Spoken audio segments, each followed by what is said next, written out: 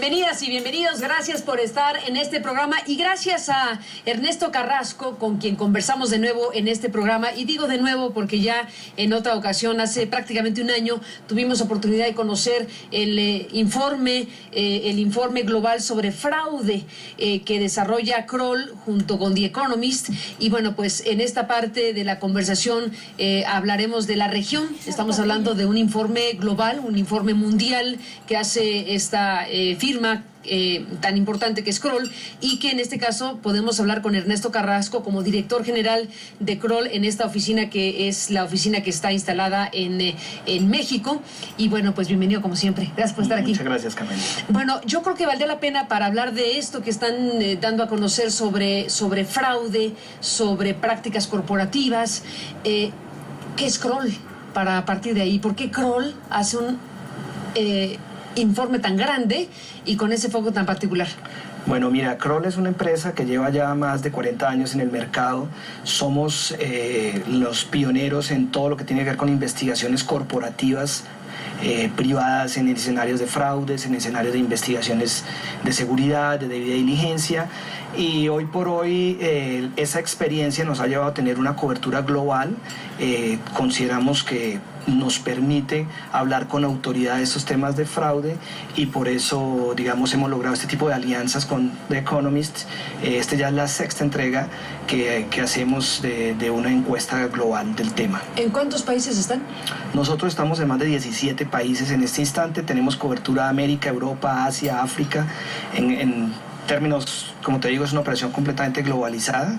En América Latina, una de las oficinas más importantes es México. También tenemos en Brasil, Argentina y Colombia. ¿Qué servicios en específico son los que ustedes dan? Nosotros asesoramos tanto a empresas como a gobiernos.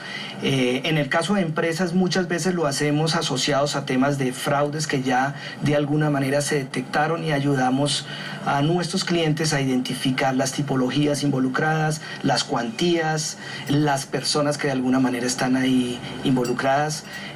Obviamente hacemos soporte en litigio para consecución de información cuando ya una defraudación, por ejemplo, pasó a un escenario judicial, y con esto lo que tratamos es de contrarrestar todas estas problemáticas que hay asociadas a los fraudes y ayudarles a las empresas privadas. Una vez que ya ocurrió el fraude, o ¿siempre? También, no siempre.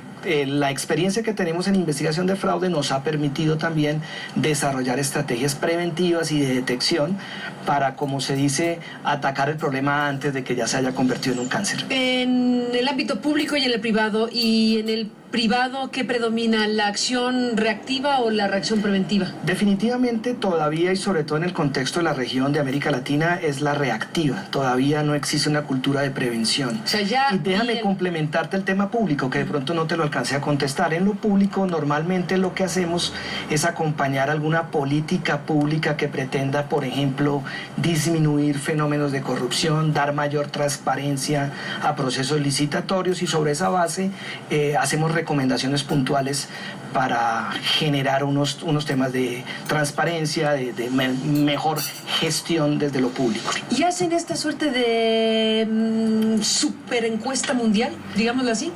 ¿Cómo le llamarías? Sí, esto es una encuesta que ya es un producto que hemos posicionado con The Economist, y que nos sirve también como para que quienes no nos conocen todavía puntualmente sepan del alcance y de lo, digamos, del trabajo tan serio que hay detrás de todo este tipo de investigaciones. Este informe global sobre fraude, además de que los conozcan más, ¿qué propósito tiene? Yo creo que es un propósito... Además de... un propósito... de alguna manera, para que los empresarios se permitan ver en qué situación se encuentran respecto de los fenómenos de fraude, sobre todo porque está hecho con la percepción de ellos mismos, y ya unificado, haciéndolo en un análisis en conjunto, pues tú puedes verte reflejado con tu problema, o puedes ver cuáles son los fenómenos más grandes que en este momento preocupan en torno al fraude. Junto con The Economist hacen este estudio, este informe.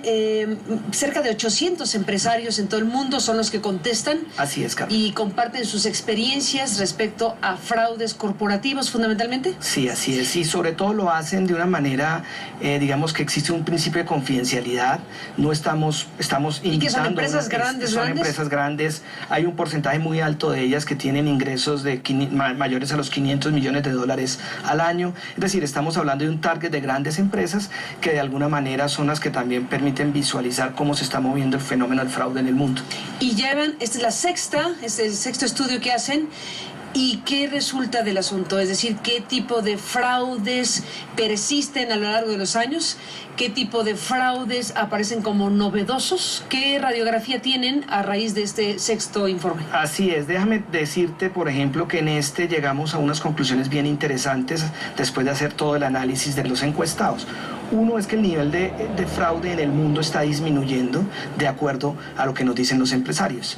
El año anterior, el 75% de los encuestados reconocieron haber tenido alguna modalidad de fraude, haber sido afectados por algún fraude. Hoy en esta encuesta llegamos a un número del 61%. Esto hay que ponerlo en un contexto, porque si te lo podría decir de la siguiente manera: de cada 10 encuestados, 6 reconocen que tuvieron una modalidad de fraude o que fueron afectados, o sea que todavía sigue siendo un número muy alto. Exacto. Y antes decían 7,5 de cada 10. Sí, así es. Que también es muy alto, pero en fin, como lo queramos ver, sigue siendo muy alto el porcentaje de grandes empresas que declaran haber sido sujetos o víctimas de alguna modalidad de fraude. ¿Y qué modalidades de fraude hay en el repertorio que ustedes Mira, nosotros hacemos análisis de robo de activos, de robo de información, de situaciones asociadas a infidelidad de empleados en manejo de informaciones, sobornos, corrupción, en fin, son más o menos entre 10 y 12 tipologías las que se están analizando. Y de los resultados también trayendo a valor presente lo que hicimos en este informe, una de las modalidades que más le preocupa hoy en día a los empresarios es el robo de información. Robo de información, tú puedes entender actores externos como hackers, que son los que normalmente se nos ocurre pensar cuando hablamos de robo de información, o puedes incluso pensar en situaciones de empleados involucrados en la sustracción indebida de información, normalmente para entregársela a un competidor, para que afecte, digamos, espionaje industrial. Espionaje industrial es una de ellas. Normalmente van detrás de información financiera, y ahí van los hackers como una de las modalidades más frecuentes, información estratégica o información de clientes. Son como los 3 tipos de información a la cual los defraudadores quieren tener acceso. ¿Y ese tipo de fraude es el que más preocupa o el que más ocurre? ¿O las dos cosas? No, es una buena pregunta, Carmen. Es el que más ocurre, pero el que más preocupa supuestamente en términos generales es el tema de corrupción.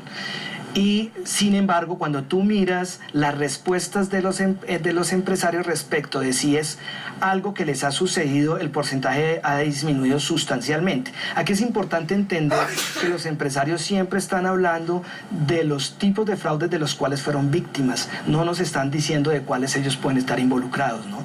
Entonces, por eso el tema de corrupción puede tener una connotación diferente. Diferente.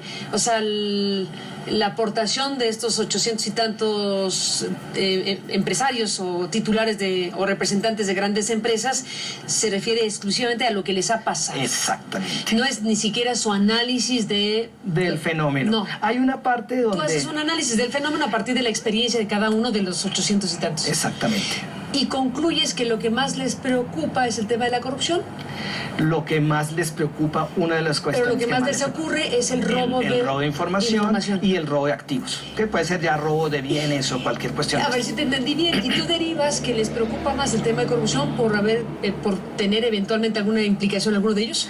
Yo diría más bien porque les preocupa el contexto, y en el contexto entonces ya tenemos que hablar de otros actores, como es el sector público. Sí. Entonces, algunos empresarios, cuando llegan, por ejemplo, a hacer inversiones a un país, una de sus mayores preocupaciones es que puedan ser víctimas de una situación de soborno o de corrupción.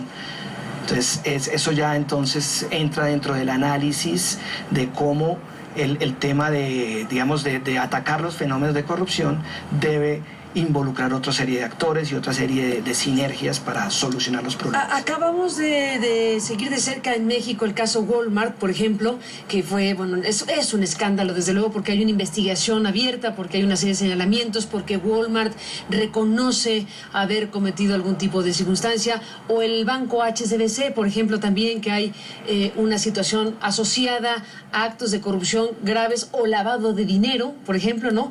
Hablemos después de la pausa, si te parece, de estos casos, más que de los casos en sí mismos, sino de lo público de estos casos y lo que reflejan estos casos. Lavado de dinero, grandes corporativos, multinacionalidad, etcétera. Después de la pausa regresamos.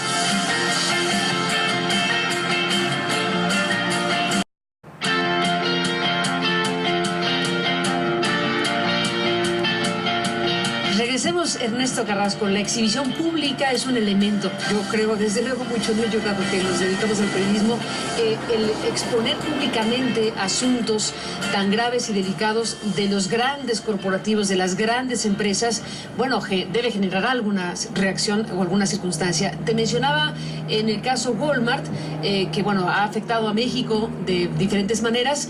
Hay acusaciones, investigaciones abiertas, incluso congresionales, que hablan de una actitud corporativa que para obtener permisos de instalación de tiendas se corrompe a gente, a funcionarios, a gente que autoriza permisos. Y ahí está lo que tú dices, el ámbito corporativo y el ámbito público cuando se cruzan y se genera corrupción.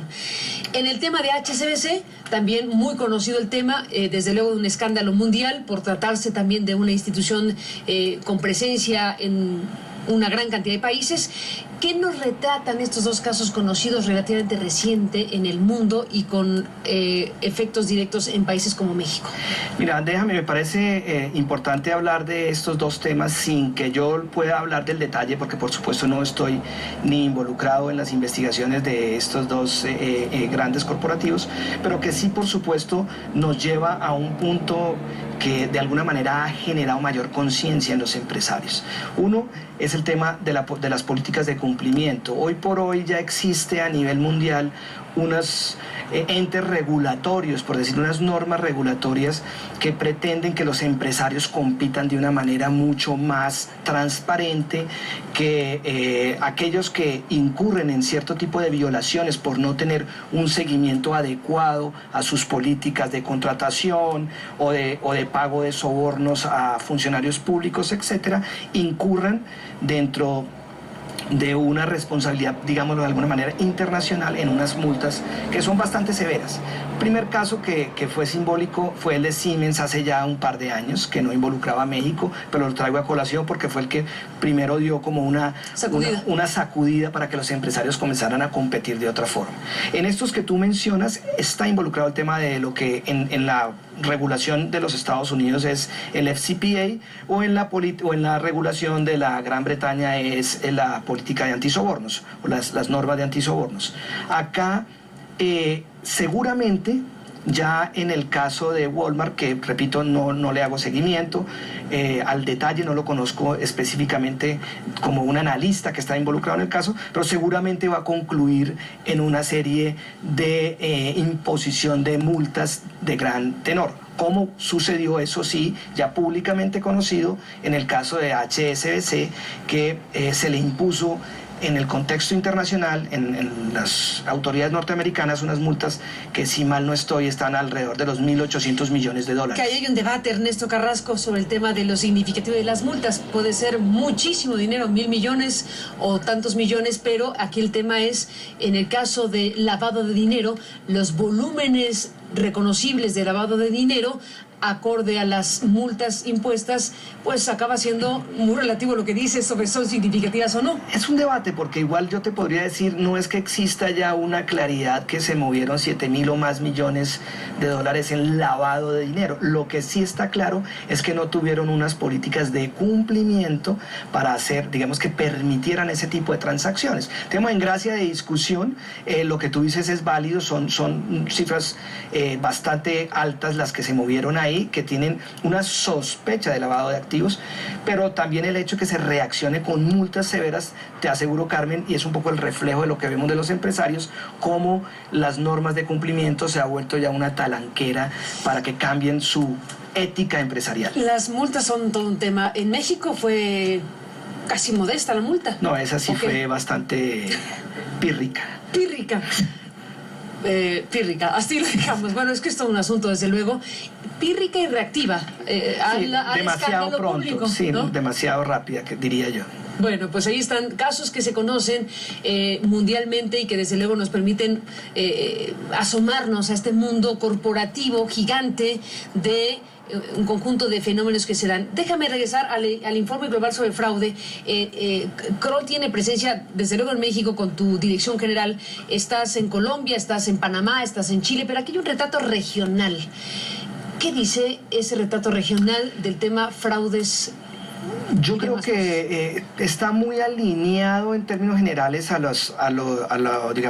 la visión empresarial. De alguna manera, hoy por hoy los empresarios actúan de una manera con un pensamiento muy globalizado. Entonces, ya, salvo algunas que voy a mencionarte, algunas cosas muy puntuales respecto a América Latina y otras de México, hay unas conclusiones generales válidas, la que ya te mencioné, de que se ha disminuido. Sin embargo, la preocupación de los empresarios ha disminuido mucho más rápido de lo que realmente ha disminuido el fraude. ¿Y por qué?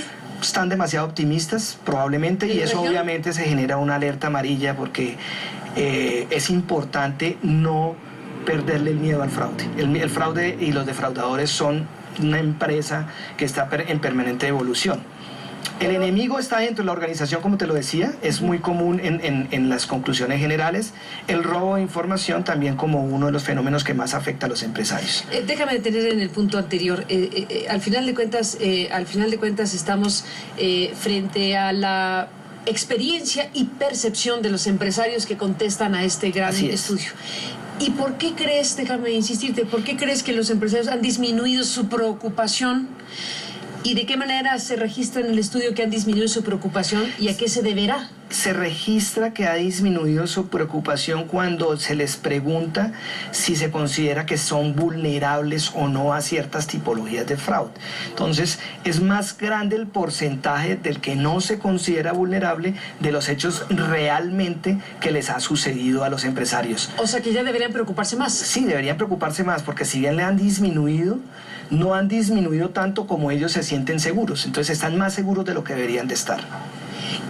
Esa es una parte. Y dices, el enemigo está dentro, estás refiriéndote al ámbito corporativo privado o al ámbito público. ¿También se registra aquí la confianza o no del sector público? No está dentro, no está retratado acá, lo podríamos poner como al margen a ver qué sucede con lo público, pero lo que la próxima será. En la próxima será, sí.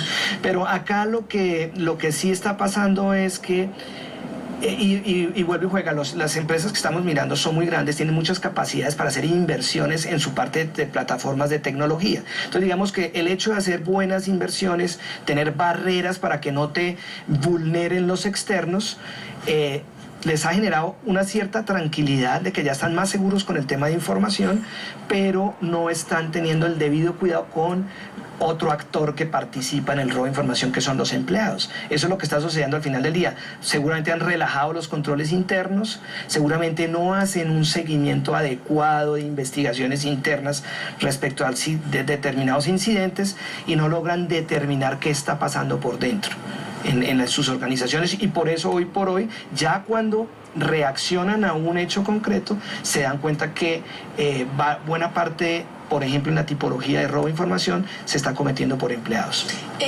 ¿Tienen registrado, acorde a las experiencias de los encuestados, en qué parte de la estructura corporativa se hace más vulnerable la propia corporación? Déjame hacer una pausa antes.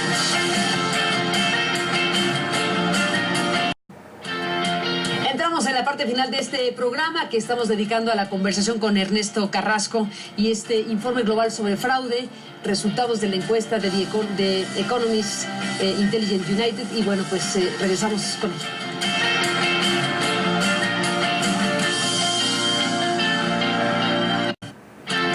Ernesto Carrasco, regresamos en esta conversación, la parte final. Me detengo de nuevo en el hilo que quedó ahí en el segmento anterior. En la tipología de fraude donde participan empleados de las corporaciones, te preguntaba si hay información respecto a la recurrencia del tipo de colaboradores de una corporación que son más proclives a participar en fraudes. Sí, de acuerdo a las respuestas de los empresarios, el nivel medio directivo hacia arriba son los más proclives, para utilizar el término que tú dices, o son los que más se involucran en este tipo de situaciones, en incidentes, exactamente. Normalmente son ejecutivos junior, que uno puede presumir que tienen una corta experiencia, o sea, algo así como 5 años dentro de la experiencia corporativa, son más jóvenes. Y cuando estamos hablando de casos donde están involucrados empleados, normalmente participa 1 o a lo máximo 2 empleados en la comisión del hecho. Acorde al informe global sobre fraude, a tu propia experiencia y a tu análisis del tema, ¿qué dirías sobre las alertas y sobre la realidad que hoy se vive en nuestros países en la región? Mira, Carmen, uno de los sectores más proclives al lavado de dinero es el sector de los casinos, el sector del juego. De ahí ya estamos hablando de un tema crítico al cual hay que hacerle un seguimiento muy cuidadoso. No me estoy refiriendo única y exclusivamente a México, sino en términos generales al sector. 2, es un sector donde la obtención de permisos normalmente en muchos países no está suficientemente clara. O sea, no hay transparencia, y de ahí viene entonces la posibilidad de que participen en tipologías de corrupción funcionarios públicos y privados, unos interesados en obtener permisos y otros en obtener algún favor por entregar los permisos. ¿Eso es norma? Es muy común. Repito, tengo experiencia en el sector en análisis en América Latina, y desafortunadamente es más usual de lo que uno quisiera. Entonces es un sector al cual yo diría que, para ponerlo en contexto de México y mirarlo hacia adelante, donde México seguramente va a tener que avanzar de una manera bastante importante en la implementación de regulaciones de lavado de activos, en la ley que se acaba de expedir, seguramente reglamentarla, es un tema que va a tener que estar en el foco de las autoridades. En países como Colombia y México, que hay un actor bastante crítico que son el crimen organizado, es donde se generan algunos vínculos con algunos empresarios interesados en entrar al negocio para que se dé toda una colusión de lavado de activos. ¿Y el tema políticos, campañas, funcionarios, ahí está también? Pues digamos que eso ya viene más en el tema de sobornos y corrupción, en la obtención de permisos y seguramente de prebendas para algunos desde el punto de vista de sus expectativas políticas, y para los otros como empresarios, y algunos para las dos cosas, y algunos para como las podemos dos ver cosas. también. Seguramente. También hay casos en particular, pero bueno, pues ahí está un ángulo de información sobre el conjunto de cosas que ocurren en el mundo de hoy en el tema de fraudes. Bueno, pues Ernesto, ahí está este informe, está disponible desde, en noviembre lo lanzó The Economist en su primicia, digámoslo así, por ser colaborador directo de la experiencia, y bueno, a lo largo de este tiempo se ha estado difundiendo el contenido y el reporte correspondiente de este informe global. Y disponible en nuestra página web, que es www.kroll.com. Pues ahí está. Gracias por estar aquí para conversarlo. A ti muchas gracias. Hasta la próxima. Gracias. Y gracias a usted que nos permitió acompañarle. Hasta mañana. Pásela bien.